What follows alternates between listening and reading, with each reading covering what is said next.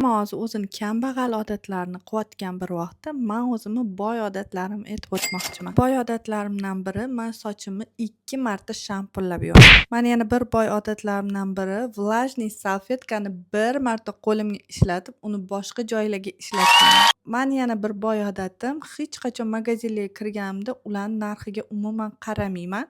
O'zimga yoqqani, o'zimga yarashganini ko'tarib olib ketaman. Yana bir boy odatim bitta atir sepib cheklamayman. 2-3 ta atirlarni qo'shib sepishni yaxshi ko'raman. Shundagina manda shunaqa shirin asal hidlar kelib turadi. Ko'p qizlar ham nima atir sepib olgansiz deb so'rashadi. Sizlarga lifehack 2-3 ta atirlarni qo'shib sepsanglar, sizlardan prям shirin hid kelib turadi. Boy odatim bitta zubachistkan ishlatib olganimdan keyin uni tashlab yuboraman. Ikkinchi marta ishlatib o'tirmayman. Mani yana bir boy odatim oq sochiq, oq banni xalat, oq naskilarni yaxshi ko'raman. Sizlarning qanaqa boy odatinglar bor? Kommentariyada yozib ketinglar. O'qib chiqish biz uchun juda ham qiziq bo'ladi. To'g'rimi qizlarjon?